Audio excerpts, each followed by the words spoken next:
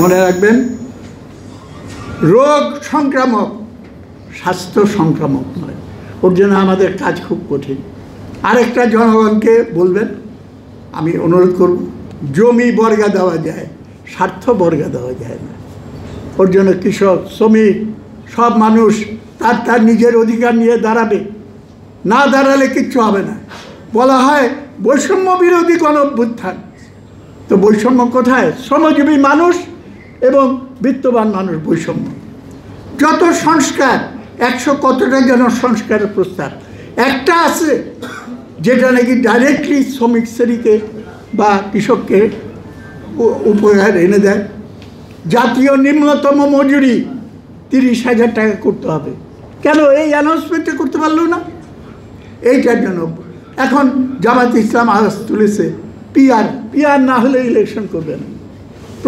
Proportional representative তো প্রথম আমরা 2013 সালে না 14 সালে আমরা তুলেছিলাম, কিন্তু এইটাকে কন্ডিশন করতেছি কেন? আরে এত প্রপোর্শন করো, একটা প্রস্তাব মানো না কেন? ভোটের জামানতের টাকা,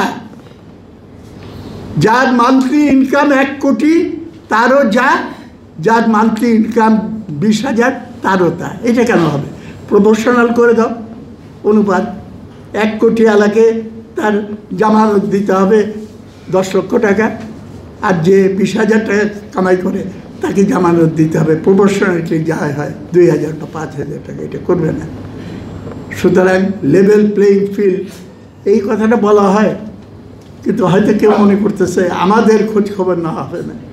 আমি আপনাদের দৃষ্টি আকর্ষণ করে বলতে চাই, এই যে নতুন কিংস পার্টি হয়েছে, তারা কি মনে করেছে আমরা যারা কি বলে রেজিস্টার্ড ইলেকশন কমিশনের সঙ্গে নিবন্ধিত রাজনৈতিক দল, বছর বছর আমাদের হিসাব দিতে হয়, অডিটেড রিপোর্ট।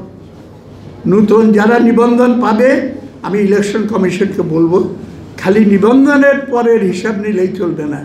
নিবন্ধনের আগে মার্সিডিজ আর BMW আর হেলিকপ্টার করে যাও, আর বড় রূপায়ণ টাওয়ারের 2 তলা বিল্ডিংয়ে অফিস করে বসে থাকো, সেই টাকার হিসাবও গ্রহণ করতে হবে।